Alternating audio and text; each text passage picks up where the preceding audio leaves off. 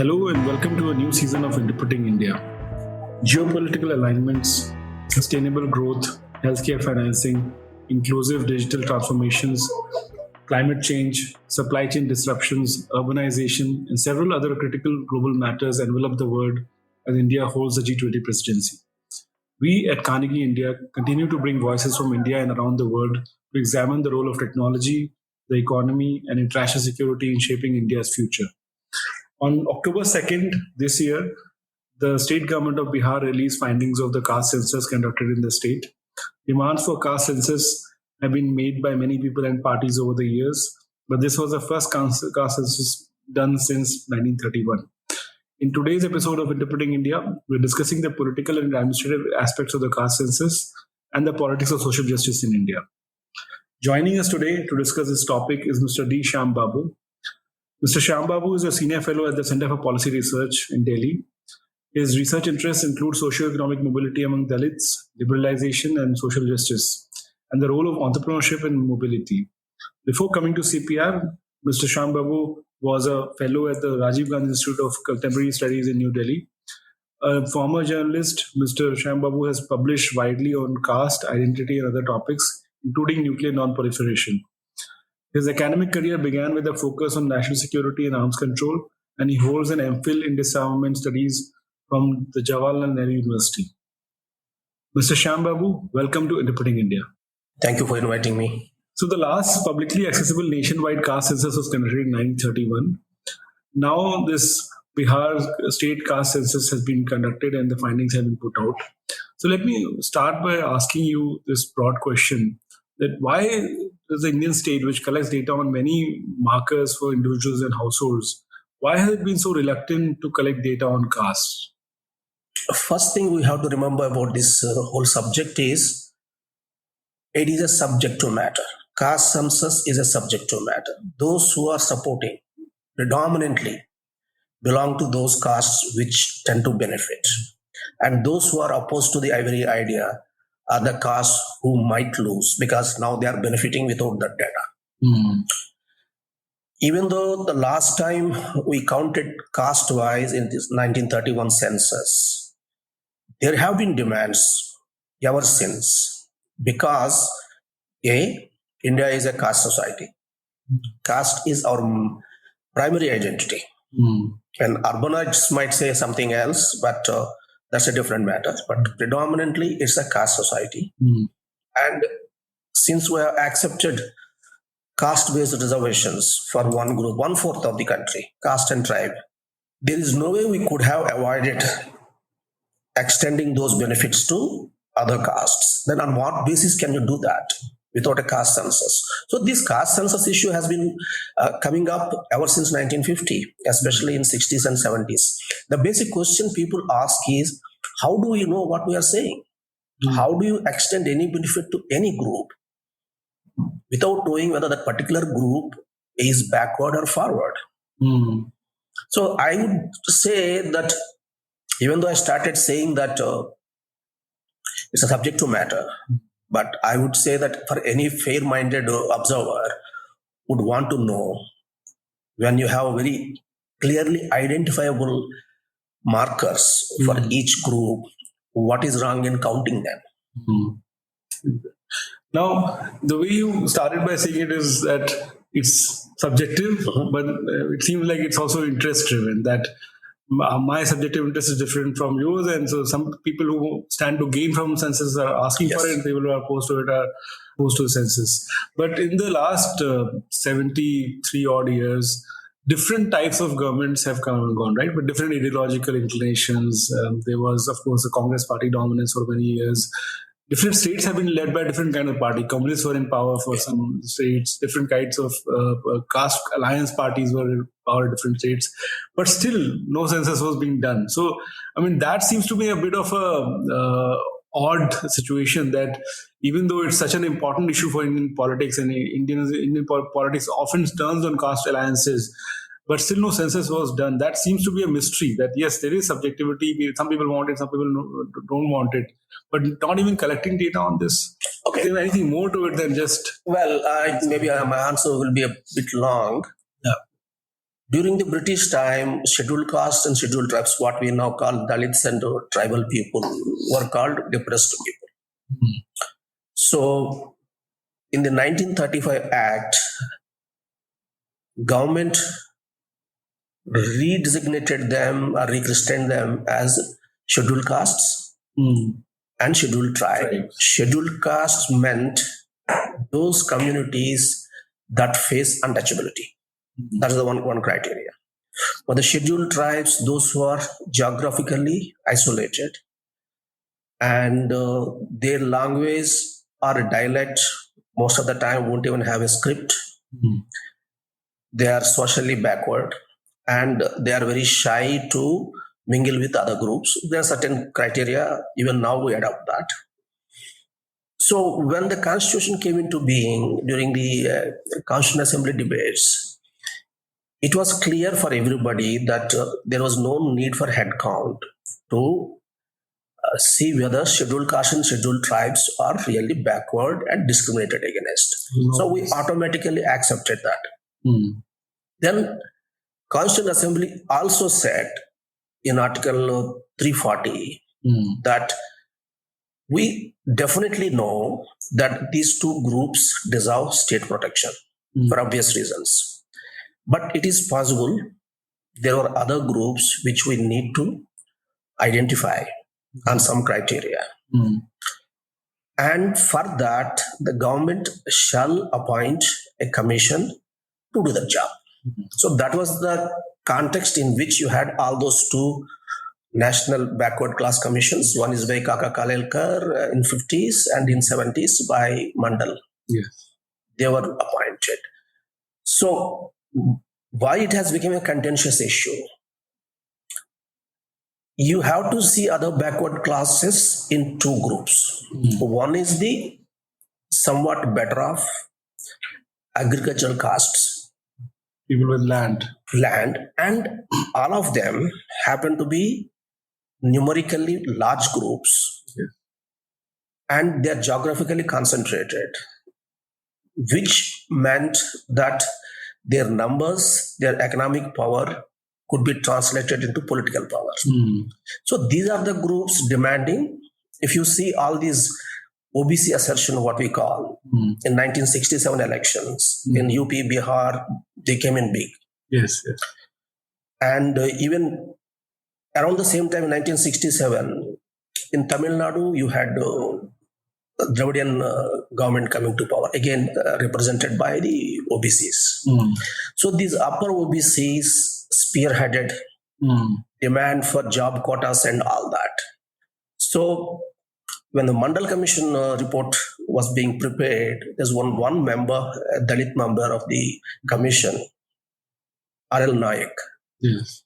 He made this point that you cannot treat OBCs as a homogeneous group. You have to split them into upper OBCs and lower OBCs, and lower OBCs deserve any state benefits.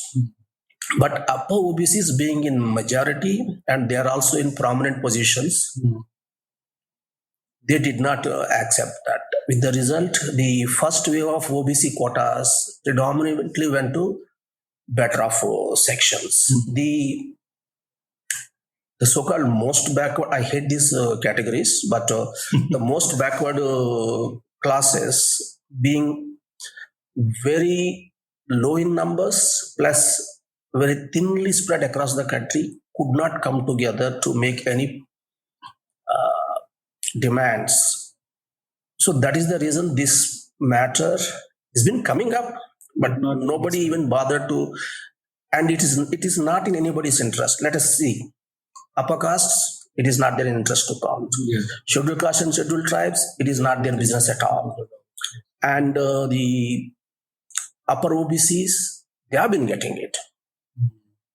The really deserving candidates, actually when you see most backward classes, they are in several respects closer to scheduled castes and scheduled tribes. Yeah.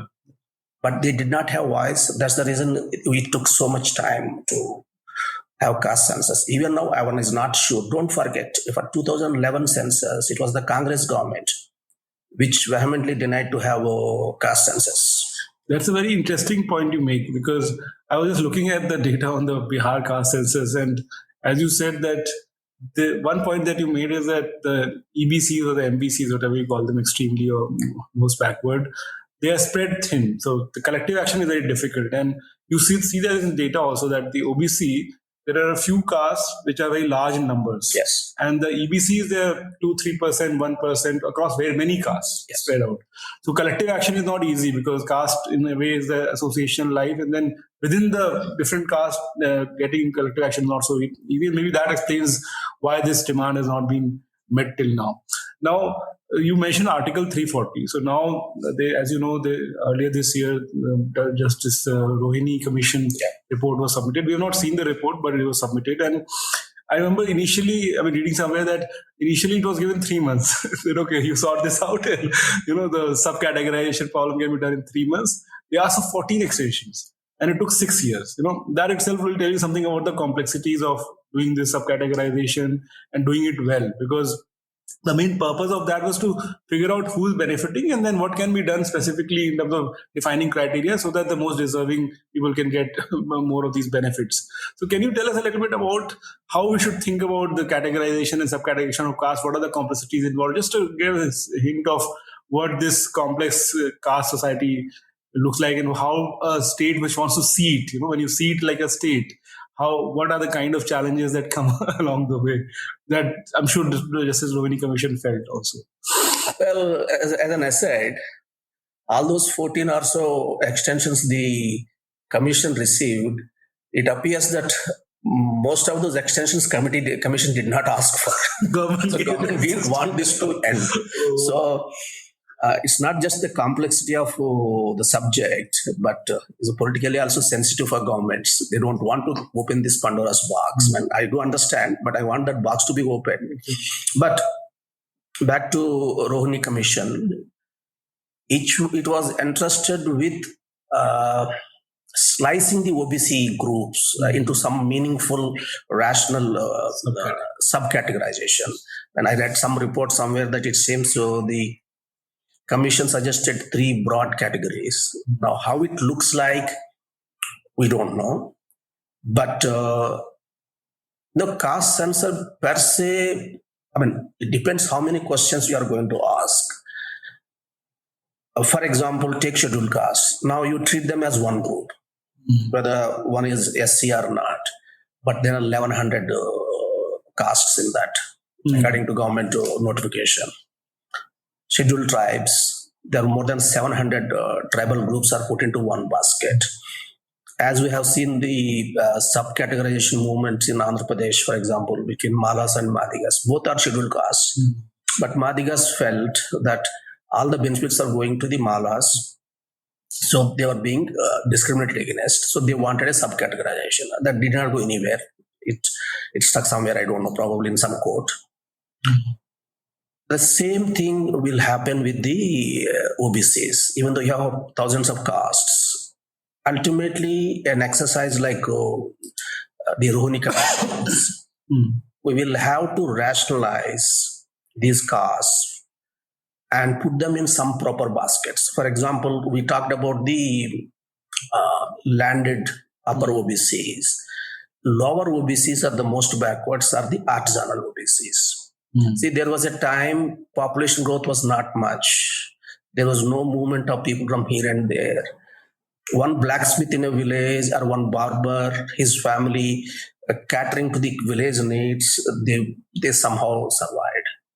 Now with industrialization and with whatever reasons, the population explosion that started about maybe 6-7 decades ago. Now in one village, you end up having maybe 20-30 barbers. What do you do with them? And for them, education meant at one time doing their profession, their vocation, doing well. A carpenter, his education is how to do carpenting. Yes. He will excel in that job. He will start with his father and he will take over from him. He will improve. He will do according to that. For him, that is education. So you can't go to a carpenter and say you are uneducated. Now with this modernization and so many people with the culture of mass production, somewhere somebody produces for the entire country. Now, many of these artisanal communities lost their livelihood. Like in some northern states, you have these palanquin bearers, Kahar community. Now, where are the palanquins now? No palanquins. And there was no social movements in these castes. With the result, they neglected proper education. Now, how are you going to categorize all these desperately different and sometimes feuding communities into meaningful boxes? I don't want to solve the 100% of the problem, but through some rational and good faith exercise, we can go forward. Now, on going forward, so when we collect data, there's some purpose, right? Like census also has some purpose. So for the moment, we can set aside, we can come back to this issue of political purpose of census and how it can help mobilize and for different purposes and counter mobilize. But from an administrative state point of view, so when I look at it from my public finance hat, I look at the large expenditure schemes, and almost all of them are either universal or needs based. So they actually don't. So if you look at the largest food subsidy scheme, look at Narega, those which are the big ticket schemes, in terms of the amount that is outflowing. There's no, hardly any social identity that goes directly into who gets benefit. There is, of course, income related criteria. There will be some criteria which is both like what kind of house you live in, those kind of criteria, more needs based. So we've built a welfare state which there are smaller schemes. So there are, for example, schemes for students who can get scholarships. Those kind of schemes which are meant for some kind of social identities. They're for minorities, for SCs, for STs and all. We have that. We also have reservation. Obviously, that is obviously based on social identity. But for the welfare state, there is not much of a targeting based on caste. And what are the different purposes for which caste census data could be used? What are the ways in which not just what is being done right now, but what could be the potential uses for it can be put? So, Yash, is an excellent question. Caste census per se will not be able to answer all these complex questions. Probably it will give you numbers. Now, there was an exercise by the Anthropological Survey of India in 80s. It's a huge project called Peoples of India Project. They produced statewide volumes. They did extensive surveys of each community. They talk about, even now, since it's an anthropological survey work, I wouldn't say it is dated. It is still relevant for scholars and policymakers. For example, they talk about a community and their features. What are their belief systems? Do they have any gods or goddesses at the community level? Do women work outside the household? Do men smoke? Do they consume liquor? Do women consume liquor? Do women smoke? So, and whether the girls are sent to school or not. So these are the kind of details you need. Why? We are talking backward classes. We are talking most backward classes. I'll give you one example. Government builds a school in a village, appoints teachers, and pays for all facilities, and education is free. Now, some communities send both their daughters and sons. Some communities send only sons. There are other communities who won't send anybody at all. Probably you can't really say only about communities. So within communities, there could be issues with, say, the father who is an alcoholic or invalid. Just kids have to work and earn for the family, so they can't go to school. So these are all kinds of gradations are there. So just because we are calling some groups backward, it doesn't automatically mean that they are physically prevented from going to schools or they're discriminated against. There could be something else. What is that something else? We need to find out. Yes. Now, I can go to an area like Vidarbha or Rayalaseema. These are arid areas and there's not much agriculture. With the result, you see widespread poverty and backwardness there. There you need a different kind of solution. But if you go to Western UP, you find some households are not sending their girls to schools. You need something else. So that is the reason, and one of the things Dr. Ambedkar said in the Constituent Assembly was when he was asked to define backwardness. He said that would be the business of local government. Yeah. By the way, I think this is also context to make this point that if and when we are going to have caste census, you will have to include state and local governments in that, because you can't have an all India schedule for all these castes. You can have all India groupings, but at both state and local level, sometimes you find few castes only present in few taluks. Yes. Not in other things.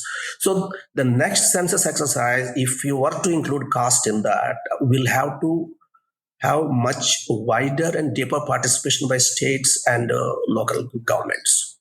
So just building on that answer, 3 states had written to center. I think more women have written now to include caste in the national census that is conducted. Many states are saying that they will conduct state-wide census. At least the opposition alliance has said that they want to conduct in some of the states that they are in power in. So it seems like, it's possible that there will be some politics around it, but it's likely that at least some more of these censuses will be done at state level. Maybe a national census may also happen. Now, so this question is in 2 parts. First of all, how do you see the politics of caste census going forward? And second is, if more censuses are to be done, one idea you gave is that local government should be included and consulted to do it well. But what are the other ways in which you can do a better caste census? So you saw the Bihar caste census, the way it was done. It may have had some advantages, but what were the things that it missed? What were the lacunae you saw in the way it was done? So as a person who studies this, as a scholar of this, what would you do better in the future caste census? Unfortunately, the whole discourse is being dominated by politicians. And their interests are very short term. Yeah. Now, if they really care, even at the state level, for example, Bihar government did this caste census survey and released some data. If they are serious about this, they could appoint a few expert committees, including people from anthropology, just to study how many castes are there, how are you going to meaningfully put them in different baskets. So census as a government exercise of head count probably is step 1, but you need several other steps, like finding out a particular community's backwardness. There is some evidence that not just scheduled castes, most backward communities do face untouchability kind of conditions. But where are they? Is it all India phenomenon? So for that you need several studies. And again, I would say it has to be a good faith exercise. If you see, always it has a kind of, now it has become a big thing because of the 2024 elections. But scholars cannot be and should not be worried about only elections. So if you can make this a more a scholarly work, not a less a political enterprise, that should be the starting point. So census plus so many other local things are needed. Now, I want to broaden the conversation to discuss the politics of social justice in India and seek your perspective on a variety of issues related to the politics of social justice in India, because you as a scholar have worked on the politics and economics of social justice for many years. I want to understand your perspectives on these issues. So you've written about some of the forces that will be changing the social order towards more justice. For instance, you've written on how the constitutional and legal commitment to equality was a starting point for our republic at the time of its founding. So, for example, Articles 14 to 17 of the Constitution or basic laws like the Indian Penal Code have the presumption of equality built into them. You also studied the affirmative action in legislatures, the government jobs and higher education and so forth, which create opportunities that would otherwise not be easily available. And you also analyze, interestingly, the ways in which the market economy might be exerting pressures on traditional caste-based social order, and you work with Chandrabhan Prasad, Land Pritchett, Devesh Kapoor, and others. On the other hand, you've also written about the consequences of the caste-based society. For instance, in a recent paper that I read by you, you've written about how caste-based social order may have strategic consequences for India as well. It's something that I had not thought about. So I'd like to pick on some of these themes that you've worked on and learned from you. But let me begin with a broad question. What more could we as a polity be doing to mitigate some of the negative consequences of caste in India? I'm a great believer in the constitutional governance. Yeah. We have had a very forward-looking, enlightening constitution. It gave us a template to take care of ourselves. We have been really irrational, very unfair to our own system. The system was trying to right the wrongs of centuries. Now, in few decades, we wanted everybody should be on the same plane. Now, I'm 63 now. At least I have been counting for the past 30, 40 years. 3 decades after independence, still we have poverty. 4 decades after independence. So if now it is coming to 73rd year or 74th year, I mean, I would say probably we would have taken a couple of centuries to go to some level of a middle income country status. Now, we haven't given that much time. What we have done is we sabotaged our own systems. For example, if you see most demands for more quotas are coming from states predominantly where governance collapsed, school education collapsed, teacher absenteeism is more. So while society is creating more problems and not solving its old problems, it is not even letting the state take care of those problems. So how many social problems you can solve through political strategies and administrative means? There's a limit. Yes. So I would say we need to be more patient. Now, take the case of OBC reservations. Go and read, you must have read Part 16 of the Constitution, which deals with the special powers for some communities. Constitution makers, they clearly said SC, STs needed representation because without a constitutional guarantee, they would not get it. They would not get it. Then they said there could be other backward class groups because, as I said, no, John Locke's all those reasons for inequality. It's not necessarily always a discrimination. Yes. Maybe I was born in a wrong region. I was born in Coastal Andhra, but instead of Coastal Andhra, had I been born in Rayalaseema, it would have been different. It's not particular caste in a different caste. So these are the kind of several reasons why people are not equal. Now, from there, what the Constitution proceeded to say is, you need to have some kind of a level playing field. You need to bring the guy who is very down to some level. But further quotas is not the solution. What they primarily proposed for the OBCs is spend more resources in terms of, say, giving scholarships, or in poorer regions where there is no school, construct a school. Maybe it's kind of some employment generation scheme or whatever. They had all these things in their own minds. But what we did, we reduced everything to quotas. That's why we are in the current mess. And recently I quoted somewhere, it's not about reality. We both can go to a field, go to a particular state and collect all the data and do all the surveys and produce a scholarly tome. People won't read it. Now, people's perceptions are more important than the reality. Now, it has, OBCs are convinced, both upper and lower OBCs, the kind of middle class that reservations created among scheduled castes and scheduled tribes, they could not do it because they did not have reservations. I beg to disagree. That's not the reason, because it's a social backwardness. Both agriculture communities and artisanal communities don't put stress on education. That's the main problem. You need to solve that problem. Instead of that, they are asking quotas.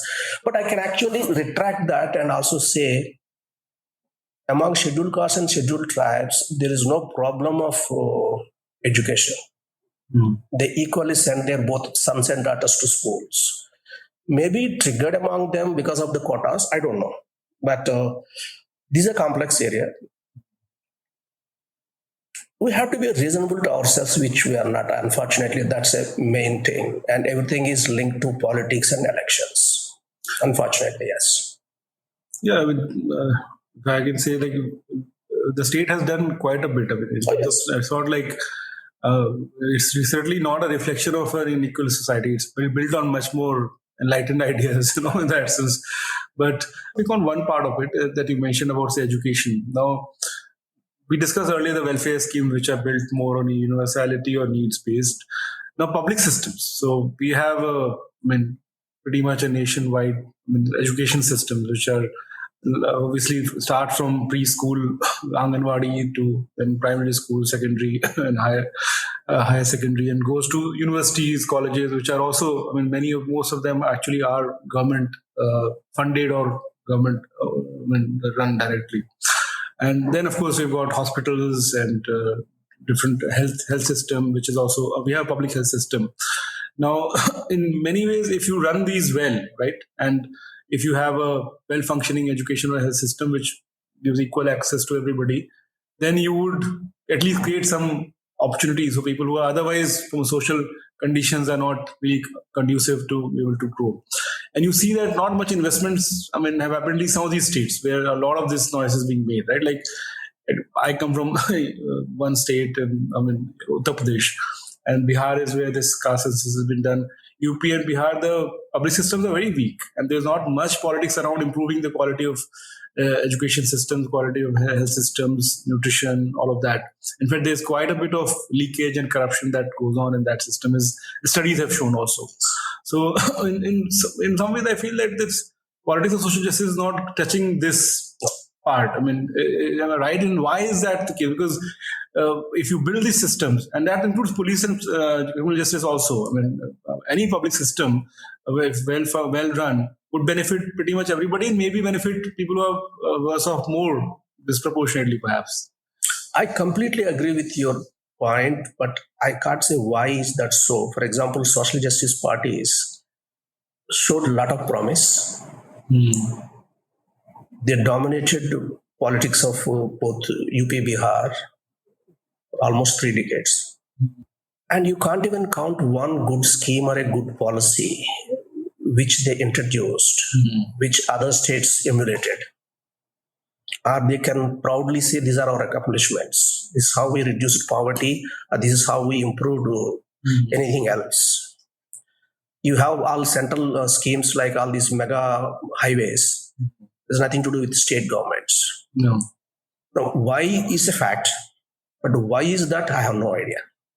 But they only believed and trafficked in slogans.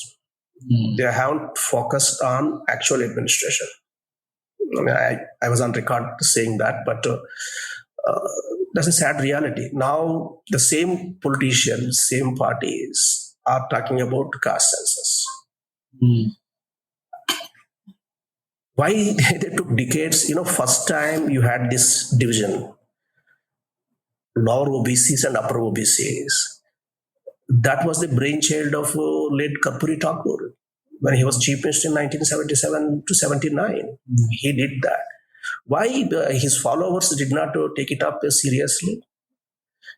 When they were in power, they could have asked the universities and colleges to take up some projects in collecting the data and finding out what are the reasons. They haven't done any of those things.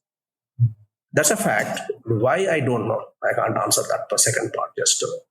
Yeah, it is quite a puzzle because, if you see that there is a situation of social inequality, and in some ways opportunities are not being accessed because of your background conditions, you build public systems which are directly and freely accessible. And if they function well, then you will indirectly be able to serve them. But do you want to add to that? Yeah, see, once a friend asked me, look, if there's an affront to a statue of Baba Sahib Ambedkar, Dalits all over the country would come into the streets and they would protest, they would write articles, and they go on TV and do a lot of activism. Now, in villages in several states, teachers are not showing up in schools.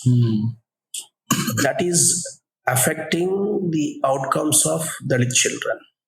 Why is it the same Dalit parents who are so active on emotive issues won't show the same kind of commitment and fervor when it comes to the future of their own children? I said it's a fact, but I don't know. You don't know. So it's not just OBCs I'm talking about. It's a puzzle why we don't care for very basic things in our lives. No, another aspect of your work has been to study the consequences of a more open and more rapidly growing economy on the social system, and to the limits of that as well. I mean, because you have more recently written about social cognition and consequences. I mean, which are different. I mean, where the causality works the other way, that your social cognition may shape your material achievements as well, right?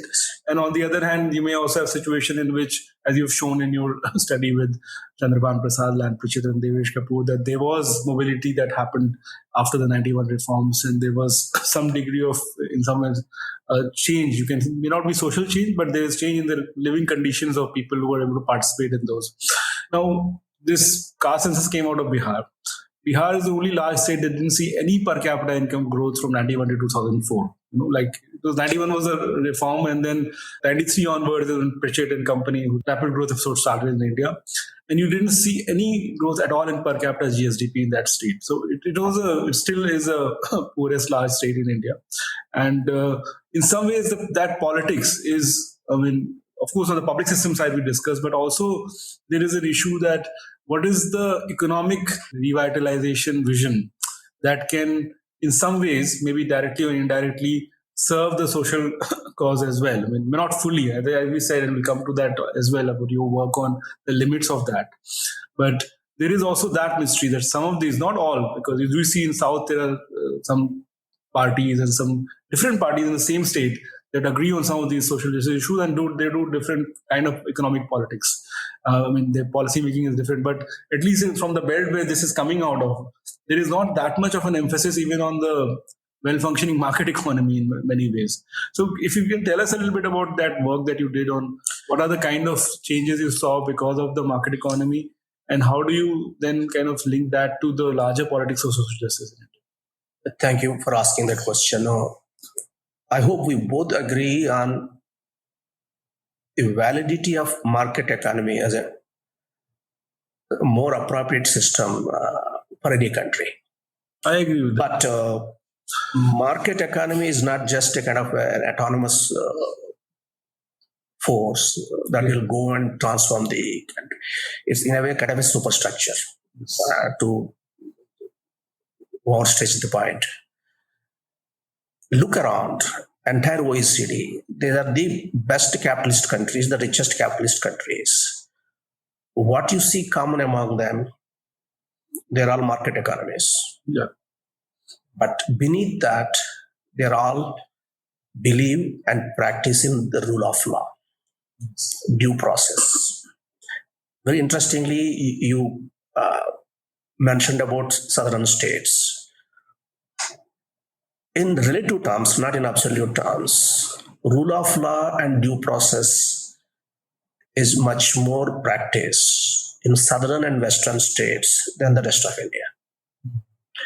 So whatever work we did on market economy, at that time we didn't really focus much on the need for a rule-based system, rule of law and the due process. That is clearly linked to your performance as a society and as a country and as an economy. Show me one country where there is no rule of law and no due process, but it is very rich and prosperous and peaceful country where people can have their civil liberties and freedom of expression. You don't find it. Now, this link is not really mentioned because most Western countries, they take it for granted. They don't even bother about asking because they never experienced it in the past 200 years. They always maintained some kind of due process. Now, when we talk about market economies in non-Western societies, we somehow think it's all about your exchange rates and convertibility and removing trade barriers and rationalizing taxes, they are all very important. They are only technical stuff. The real is, without even talking about market economy, if you have a due process and rule-based governance, you will improve. Yeah. A country like India, I think instead of talking about market economy, we should be talking more and more about the rule of law. Yeah, that is the invisible infrastructure. Yes. Basic property rights, rule of Yes. law, which basically then give you confidence that if you invest and create some business, then you will be able to keep the returns of that part. For example, I have a problem with my landlord or my employer, my employee. Yeah. I should have a clear path that doesn't take centuries. I can go to a police or I can go to a court. Ultimately, a contestation goes up to Supreme Court within a reasonable time, maybe 5 years or 6 years. Justice is done. At least, even if I lose it, I know that I have used all the means, and everywhere the system is more or less fair. Probably I failed to appoint a more brilliant lawyer to argue my case, so I can have other excuses, but I wouldn't say that system is fixed. Now, we don't have that kind of assurance here. Even if your legal system is fair, it takes ages, especially civil cases. Yes. I mean, if you get accused of something and in 40, you most likely you're going to die before the case is settled. It's a really big problem. And I mean, basic contract enforcement, enforcement of the law, all of that takes much longer than it should take in any civilized country. We can anywhere in Carnegie India, CPR, anywhere, we can take a simple survey with available data like National Crime Records Bureau data and other data and see where you have rule of law in a somewhat better position. That the state is doing fine. Where rule of law is not a priority for the system, the state is suffering. It's not rich and poor, everybody is suffering. Now, in terms of linking this to the social justice politics that is now taking shape, I don't know how you see it. So I want to understand from your perspective. I mean, are these issues finding some kind of currency in that politics? Are people articulating these kind of issues as well and part of this? This part of the discourse is easily, you can't have rational arguments in public discourse. You can't convince many people. Mm-hmm. You have to bank on emotions. Mm-hmm. You have to plead and play with people's emotions. So this kind of caste census would do that. What to the extent, I don't know. Because it's the second time. You first time it was new for everybody and everybody was on the bandwagon. Because nobody knew who would be excluded and who would be included. Now, it's for the most backwards. The people who are demanding, as we mentioned in the beginning, are the upper OBCs. Mm-hmm. If the real numbers come out, it would be clear that upper OBCs have gained much more than the lower OBCs. So that would really bolster the case of the lower OBCs. So the people who are in power now, in some of these states demanding caste census, really it won't go in their favor. So what is their game plan once it is done or not done? Or is it only designed for 2024 elections? I don't know. I'm not really hopeful because in 3 decades, social justice politics has not done anything significant to any group. It's a fact. Yeah, whatever what was done earlier. Yeah. Emotive issues, yes. See, if a community feels empowered, if a member of that community becomes a minister or a chief minister, now after that emotive appeal is satiated, what next? Now, just one other theme on the same kind of broad topic is that the working of democracy. So, in democracy, you need to get a plurality of votes to come to power. That plurality can be constructed in a variety of ways, right? One way is to find different social alliances. And I mean, it has very interesting consequences. Like I come from UP, as I told you, in 2007, BSP won a single party majority on a very interesting, unusual social alliance. And of course, it's a very complex process through which it achieved that alliance, and it wasn't very kind of, nothing happened in 6 months, right? It was a long process that led up to that moment. And so we had a Dalit chief minister for five years, and she had a fair bit of power because she was the supremo of that party. And different, such phenomenon can be made possible by the working of democracy, because different types of factions have to work together to be able to come to power and govern. But that's the limit of democracy. Liberal democracy is generally very silent about what kind of human beings should be citizens, right? Like they don't really they take preferences as given mostly. That okay, you have some preferences which come from your family, social background. State is not going to get into that too much. Maybe we'll build an education system, some common curriculum, and also nothing beyond that. There'll be some degree of civic education and all. So I also agree that creating good human beings is not necessarily a political objective. It's a much larger and complex process. But creating citizens is, right? You can't have a republic without citizens. And you can't have citizens who don't at least believe in basic equality, right? Because democracy is fundamentally a social principle, not just a political system or a process of selecting. People have to see each other as equals, politically equals. Yeah. Then people have different capabilities, interests. Those inequalities are much more, part of the way people live and choose their lives. But one cannot start with the assumption that a citizen can believe another citizen is naturally inferior to them by birth or whatever like that. So it's completely inconsistent with the idea of having a liberal democratic republic. So let's aside the question of creating better human beings and their beliefs, but creating citizens itself. So as I briefly mentioned, that we do have some civic education and those kind of things, but what do you think of how well we are doing on that? Because there seems to be, at least from my perspective, what I see it, that there's some change, there is some degree of weakening of identities. More identities are taking place, more forms of associations are coming together. We will become professionals, they work in companies, their identities change and become mingled. But how well are we doing on that, making of citizens? Not very well. As I mentioned earlier, that, for our kind of problems, the kind of system we created for ourselves, probably it would take at least a couple of centuries. So some of these questions we are asking prematurely, but the main point by way of answering your question is, what is a community? Take a large country. There can be several social identities, but still it's a community. To become a community, I would say you need at least two things. One is the so-called commensality, which is you can sit across the table and share meal. Number two is intermarriage. These are the two features that make you a community. On that basis, you can't call India a community.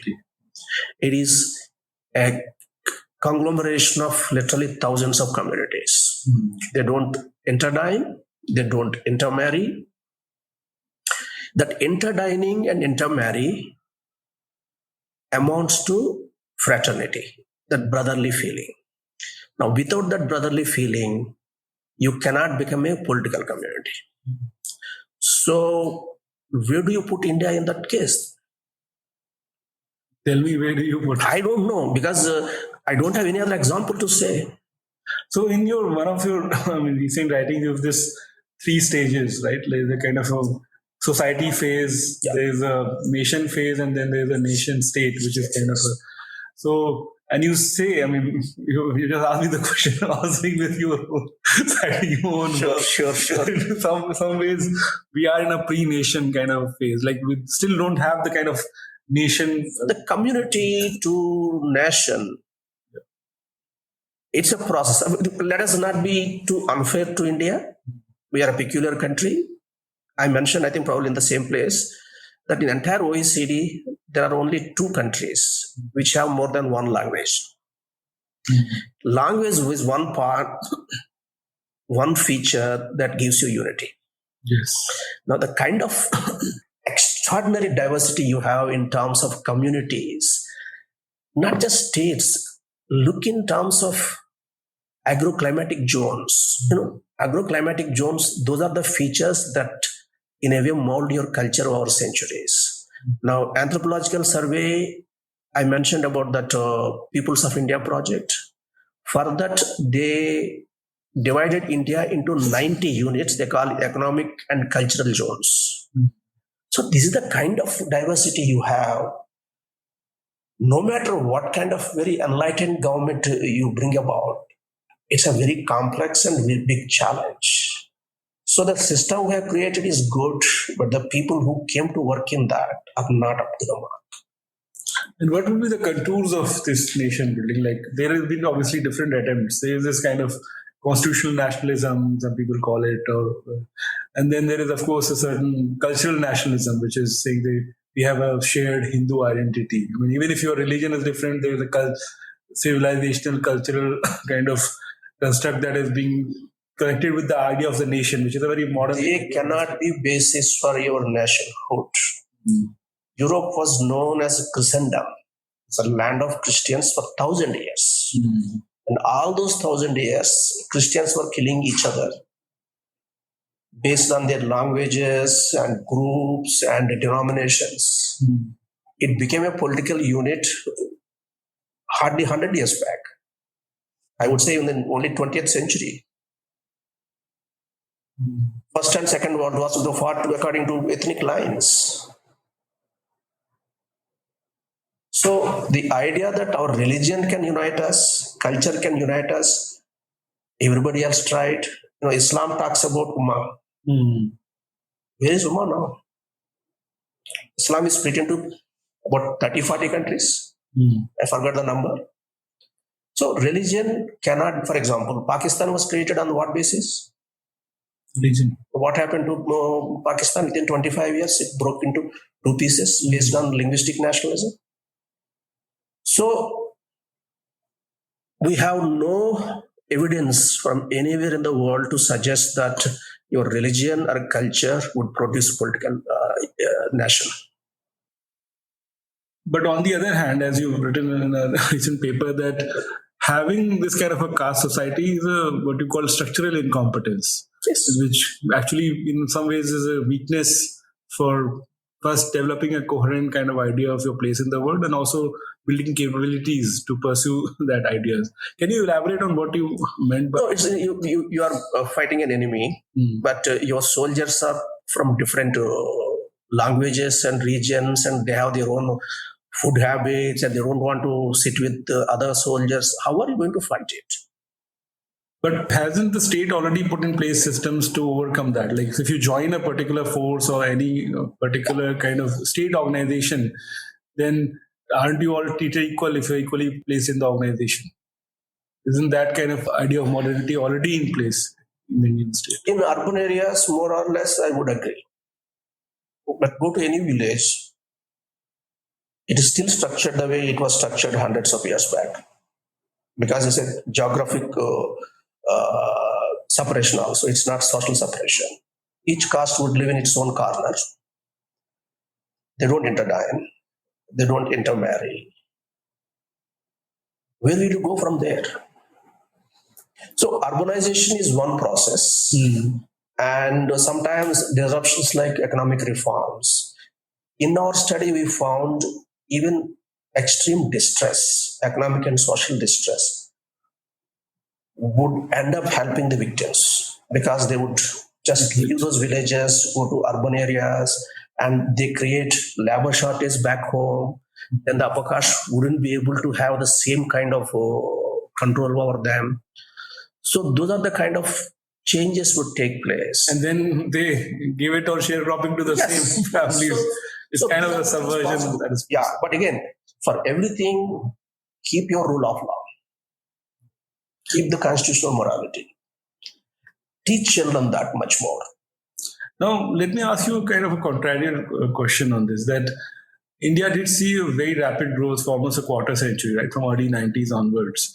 And before that, when we were not growing rapidly, people said our culture is a big impediment to economic growth. And we have, some people use pejoratives like Hindu rate of growth and all of that. It was a pejorative, very clearly pejorative.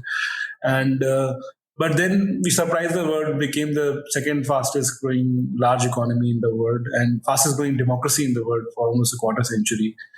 So, how important? One. It's a very high-level question. Maybe you can break it into parts. That all the cultural determinism of the pre-reform era. In some ways, this would fly in the face of that, right? Well, I wouldn't know. Maybe what happened 25 years since 1991 could be an exception to the rule. It is too early to say that. I'm sorry, what is the other question you asked? That was the question, that isn't this 25 years of fairly rapid growth, evidence that goes against the cultural determinism of... Where does India stand now? India is still a lower middle income country, still has a long way. Not just that. In the hunger index, we are 114. We are in the good company of sub-Saharan Africa. Yeah, most of our South Asian neighbors who are lagging far behind us are doing better than us. Which is to say that we can blame ourselves, or we can take the big picture. The kind of problems we have, probably the time frame we are looking at is too narrow. We need to wait. But it's good to ask the question ourselves, are we going forward or backward? I feel in some respects we are going backward. It is again, it's not even. There are communities that are going forward. There are regions that are going forward. There are regions that are going backward. So to have a kind of system where we will be able to address all these different segments, there are states where you don't need Narega, but still you have them there. So these are the kind of administrative and political lapses we committed over the decades. Is a bigger problem. We are sufficiently well equipped. We have fertile land. We can feed not just 1.4, maybe 2 billion population also we can feed. We have natural resources. We have young population.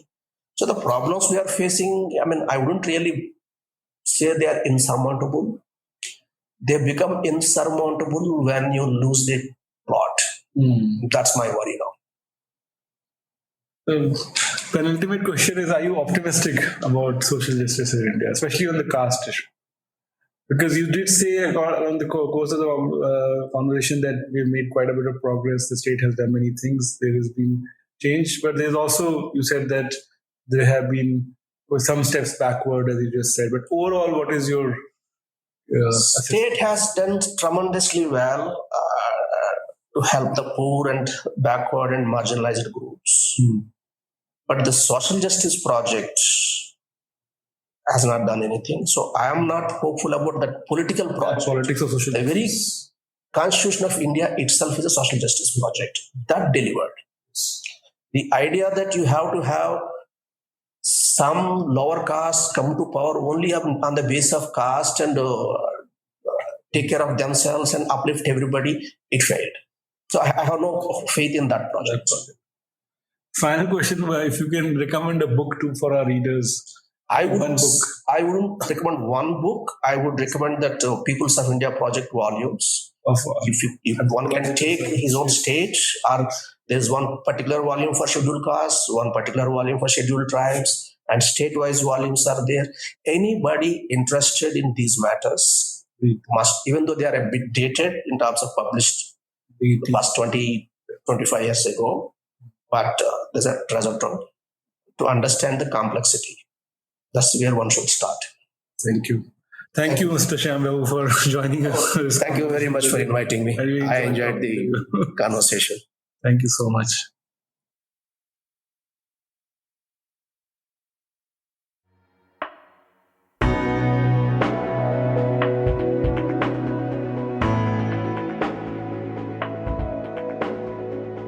We'll be back in 2 weeks with a new episode. To make sure you don't miss it, be sure to subscribe on Apple Podcasts, Spotify, Stitcher, or wherever you get your podcast from. From 4 to 6 December 2023, Carnegie India will convene the 8th Global Technology Summit, co-hosted with the Ministry of External Affairs, Government of India.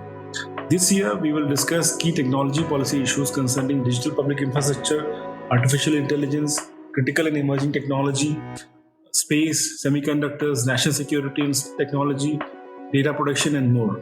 To register for the summit, visit gts2023.com. That's gts2023.com. Make sure you follow our Twitter, Facebook, and Instagram accounts for more updates on the event. Thank you for listening and see you next time.